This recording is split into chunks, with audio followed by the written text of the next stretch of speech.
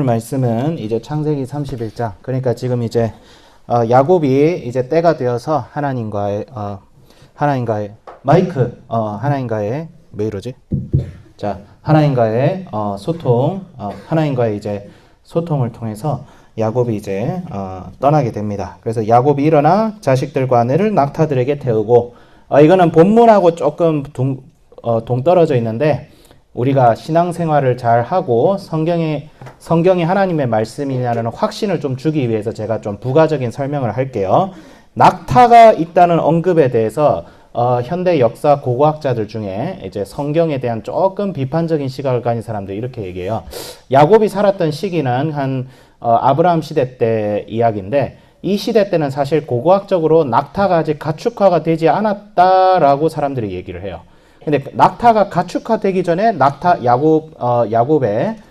야곱이 낙타를 사용해서 이제 아내들하고 자식들이 이제 갔다는 서술을 이제 현대학자들 중에서 누가 이것을 문제 삼아서 봐라, 성경은 하나님의 말씀이 아니다, 뭐 요런 식으로 얘기를 하는 사람들이 간혹 있어요. 근데 여기에 대해서 이제 우리 성경학자들은 어떻게 얘기하냐면, 첫 번째는 낙타가 보편적으로 가축화가 안 된 것이지 낙타를 가축으로 해서 쓰는 사람들이 있을 수 있다. 이게 지금 가장 보편적인 함이고, 그 다음에 또 어떤 사항이냐면, 성경이 쓰여졌을 당시는 야곱이 살았던 시기로부터 몇백 년이 지난 뒤에요. 그러니까 모세 오경이라고 하는 것은 모세와 그 후대 사람들이 이제 하나님의 영감을 받아서 쓴 거란 말이죠. 그렇기 때문에 우리로 치면 약간 그거예요. 우리가 성경을 이제 원래 성경이 처음 왔을 때 예수님께서 잔을 나누시고 빵을 나누셨잖아요. 근데 우리가 성경이 전해졌을 당시에는 빵이 없었잖아요. 그렇죠? 그러니까 우리 선조들이 이해할 수 있도록 빵을 뭐라고 바꾼 거예요? 떡이라고 바꿨잖아요. 그러니까 떡하고 빵은 달라요. 아예 다른 음식인데 그렇게 번역을 한 거 보면 그 당시 성경이 쓰여졌을 당시에는 낙타가 보편적으로 쓰여지는 가축이었기 때문에 그냥 낙타라고 쓴 것이다 라고 보는 학자들도 있고, 실제 낙타를 가축으로 쓰긴 했지만 그 당시 사회는 낙타가 보편적으로 쓰여지진 않았다. 하지만 야곱이나 이런 일부 사람들은 낙타를 썼을 것이다. 왜? 유목민은 아무 동물이나 씁니다, 사실. 유목민들은 가축화되지 않은 것도 도시 사람들에 비하면 훨씬 가축화를 빨리 하기 때문에 그렇게 썼을 것이다. 실제로 말을 처음 가축화시킨 것도 도시 사람들이 아니라 유목민이고, 그 다음에 도시 사람들에게 이어졌기 때문에 여러 가지 해석이 있습니다. 제가 이 얘기를 하는 것은 뭐 참고 삼아서, 혹시 이걸 구실로 해서 우리 학생들에게 봐라, 이거 보니까 말씀은 하나님 말씀 아니네, 막 이렇게 시비 거는 사람이 있을 수 있어요. 근데 그런 사람들 특징은 이런 책을 한 권만 읽어서 문제다. 책 한 권만 읽는 사람이 문제가 될 수 있어요. 그걸 가지고 과도하게 자기 확신을 가지고 예수님을 믿는 사람들을 우습게 여길 수 있기 때문에 제가 이거 미리 좀 얘기합니다. 낙타 가지고 시비 거는 사람들이 꽤 있어요. 그렇지 않습니다. 자, 여기는 패스하고, 이제 문제는 뭐예요? 이제 도망을 치는데 드라빔을 훔쳤다라고 돼 있어요. 드라빔은 이제 작은 신상이에요. 신상인데 이게 손바닥에 올려두고 딱 있는 신상이에요. 그 신상을 방에다 배치하면 기운도 좋아지고 기운도 좋아지고 복이 들어온다, 이렇게 여기는 드라빔이 있는데, 아마 귀한 금이나 은으로 만들었을 가능성도 커요. 그러니까 귀한 재산이고, 그 다음에 어떤 종교적인 역할도 하고. 이 드라빔을 누가 훔친 거예요? 라헬이 훔쳤다. 라헬이 아니고 누구지? 라헬이 훔친 거예요. 근데 야곱은 몰랐어요. 야곱은 몰랐고, 그래서 몰래 토끼다가 이제 라반한테 걸려서, 이제 생각을 해보세요. 야곱은 가축하고 가족들을 다 데리고 가고 있었고, 라반은 자기 부하들 데리고 추격대를 편성하면 금방 따라잡죠. 그렇죠? 네, 속도가 다르잖아요. 근데 하나님께서 라반에게 현몽하셨다. 꿈속에서 얘기하셨다. 그러니까 하나님께서 영적으로 이제 라반에게 임하셔서 라반에게 너 야곱 추격하지 마라, 내가 야곱을 보살피고 있다, 이렇게 딱 경고를 하니까 이제 라반이 야곱을 해코지하지 못하고 다만 드라빔을 찾다가 라헬이 이제 그걸 숨겨서 찾지 못하는 이야기가 나옵니다. 저는 이걸 보면서 느낀 게, 왜 그 드라빔을 왜 그걸 훔쳐가지고 그랬을까라는 생각이 좀 들어요. 남의 물건을 훔친다는 것은 지금도 문제긴 하지만 이 당시에는 남의 물건을 훔치면 노예가 될 수도 있었어요.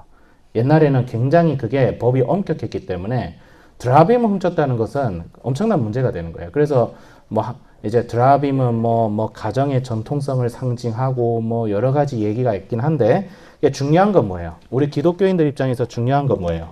우리는 우상을 숭배하면 돼요, 안 돼요? 안 되잖아요. 안 되잖아요. 예. 우리 계명 보면 제2계명이 뭐예요? 너를 위하여 새긴 우상을 만들지 말고 또 위로 하늘에 있는 것이나 아래로 땅에 있는 것이나 땅 안에 물속에 있는 것에 어떤 형상도 만들지 말며 그것들에게 절하지 말며 그것들을 섬기지 말라라고 하고 있어요. 근데 그 드라빔을 가지고 있던 라반이나 그 드라빔을 훔친 딸 라헬이나 문제가 있죠. 자기를 위하여 우상을 만든 거예요. 자기를 위하여. 그러니까 하나님을 섬기고 이 마이크는 문제가 있는 것 같아요. 쏘리. 자, 이 마이크는 좀 문제가 나중에 건전지 좀 교체 부탁드릴게요. 예. 드라빔을 가지고 있던 라반이나 그 드라빔을 훔친 라헬이나 영적 상태가 별로 좋지 못하다. 왜냐하면 자기의 욕심과 유익을 위해서 우상을 만들었기 때문이죠. 그러니까 이 우상이 야곱에게 계속 있었어요. 야곱에게 계속 있다가 야곱이 언제쯤 다시 신앙을 각성하고 이 드라빔을 처리했을까? 이거는 35장이 나오죠. 35장에 보면 이제 세겜 사건 이후에 35장 4절에 뭐라고 되어 있냐면 그들이 자기 손에 있는 모든 이방 신상들과 자기 귀에 있는 귀고리들을 야곱에게 주는지라 야곱이 그것을 세겜 근처 상수리 나무 아래에 묻고 라고 되어 있어요. 예. 근데 그 이후에 참 희한한 게 이 드라빔 사건, 이 세겜에서 드라빔을 묻고 16절에 라헬이 산고로 죽습니다. 베냐민을 낳고 나서. 그래서 이게 살짝 저는 라헬이 조금 뭐라고 해야 하나 좀 영적으로 조금 좀 힘든 사람이다라는 생각이 좀 들어요. 그러니까 야곱의 가정에서 이 야곱의 어떤 영적인 유산과 이게 신앙적으로 자녀를 키우는 데 있어서 어쩌면 라헬이 굉장히 큰 걸림돌이 되지 않았을까 그 생각이 들어요. 드라빔을 훔친 걸 보면. 예, 드라빔을 훔치고 그것을 내놓지 않으려고 그렇게 앉아있고 꾀를 부려가지고 그리고 요셉을 낳고 베냐민을 낳은 다음에 라헬이 죽거든요. 그러니까 라헬이 산고로 죽어요. 레아는 계속 사는데. 예. 그래서 좀 안타깝다. 안타깝다. 그러니까 믿음의 공동체인데 우리 안에 있는 우상이 있는 거죠. 드라빔이. 그리고 그 드라빔이 결국 우리에게 고통이 되고 힘듦이 됩니다. 그래서 그 드라빔은 오늘날 우리 욕심이죠. 하나님의 뜻과 상관없이 내가 원하는 대로 내가 하고 싶은 대로 하고자 하는 마음. 그게 사실 우상이거든요. 우상. 고대인들도 우상을 만든 이유는 복을 빌기 위해서요. 복을. 우상에게 정성을 다하면 내가 복 받는다. 예. 복을 받는 건 좋아요. 하지만 우리는 하나님의 통치와 하나님 앞에서의 순종이 우선시 돼야 됩니다. 우리가 하나님을 위하고 하나님이 우리를 위하는 이 교통 안에서 우리의 주권이 하나님께 있다는 사실을 깨달아야 되는데 우상은 뭐예요? 내가 주권이 돼서 내가 원하는 대로 내가 추구하는 방식대로 복을 받겠다. 이게 사실 기복신앙이에요. 하나님은 우리에게 복을 주시는 하나님이십니다. 우리는 그걸 믿어야 됩니다. 근데 하나님의 주시는 복은 하나님의 주권과 계획 아래에서 주어지는 복이에요. 그러니까 우리가 원하는 대로 복을 받는 삶이 아닙니다. 예, 아닙니다. 하나님께 주권이 있기 때문에. 근데 우리가 인식하는 복은 뭐예요? 내가 생각하고 내가 판단해서 받는 복을 하나님이 주신 복이라고 생각해요. 근데 이거는 너무 죄송한 말씀이지만 우상숭배에 가깝습니다. 우상숭배. 예. 복은 뭐예요? 복은 근데 하나님께서는 우리의 삶을 책임져 주시고 우리가 신앙생활을 하면서 10년, 20년 지나서 판단해 보면 나의 생각보다 하나님의 뜻이 결국 옳았구나. 하나님께서 그때 나의 기도에 예스라고 해주지 않으신 것이 너무 감사하다. 그걸 깨닫게 되죠. 그런 걸로 봤을 때 라헬은 그런 성령 충만한 사람이 아니었구나. 우리가 요셉 굉장히 훌륭하게 여기잖아요. 근데 요셉의 어머니는 그렇게 훌륭하신 분은 좀 아니셨던 것 같아요. 물론 요셉이 어린 시절에 어머니를 여의셨기 때문에 그런 수도 있죠. 그리고 라반도 문제고. 그래서 저는 보면서 하나님께서는 결국 선하게 우리를 인도하시고 그 어떤 상황 속에서도 우리가 부족함에도 우리 가운데 우상이 있음에도 하나님께서는 예수님의 그 구속사를 성취하기 위해서 예수님의 구속사를 성취하기 위해서 예수님이 택하신 사람들 보면 인간적으로 보면 정말 형편없어요. 특히 다윗 오늘날 이스라엘 국기에 나오는 그 다윗별의 다윗. 이 다윗은 정말 이게 성경의 인물들 중에 최악의 범죄를 저질렀죠. 자기 충신 우리아를 죽이고 그 우리아의 아내를 뺏고 그 인간적으로 말이 안 돼. 그건 완전 폐륜의 역사죠. 폐륜의 역사. 짐승만도 못한 행태죠. 근데 그런 다윗을 하나님께서는 메시아의 모형으로 세우시죠. 다윗을. 다윗의 별, 메시아의 별. 예.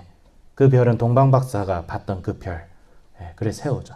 인간은 철저하게 무능하고 인간은 철저하게 죄악되지만 하나님은 우리와 함께 하신다. 그럼 우리의 역할은 뭐예요? 그런 하나님을 신뢰하면서 내 마음속에, 내 인생 속에 있는 드라빔을 제거하자. 드라빔은 가지고 가는 거 아닙니다. 다른 사람이 이 세상에 가지고 있는 드라빔 나도 가지자 하면서 그 드라빔 가지고 신앙생활 하는 거 아닙니다. 그러면 인생이 행복하지 않아요. 오히려 더 불행해져요. 그래서 하나님께서 얘기하죠. 여호수아도 얘기하죠. 너희가 세상과 하나님 중에 둘 중 하나를 택해라. 나와 내 집은 여호와를 섬기겠다.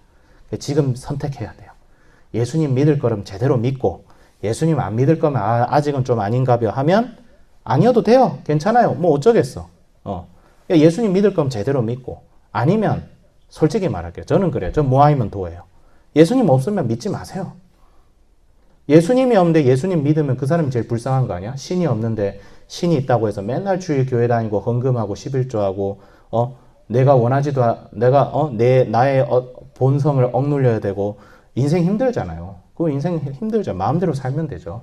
아니면 다른 종교도 괜찮은 거 얼마나 많은데. 예수님이 있다면 예수님께 올인해야 돼요. 우리 인생은. 모하이면 도예요. 어중간하게 세상도 좋고 교회도 좋고 아니에요. 이 세상의 드라빔을 부러워하지 않을 수 있도록 저부터 기도하면서 하나님 앞에 바로 서야겠다 이렇게 적용합니다. 기도하겠습니다. 거룩하신 하나님 아버지, 주여 우리 인생의 드라빔을 제거하여 주시옵소서. 성령이시여 우리 마음속에 있는 드라빔을 불태워 주시옵소서. 그래 우리가 우리의 심령으로 온전히 주님만 바랄 수 있게 하시고 주님이 허락하신 축복과 주님의 복되심과 주님의 주권이 우리의 삶을 이끌어 나가게 하여 주시옵소서. 감사드리며 우리 주 예수 그리스도 이름으로 기도드립니다. 아멘.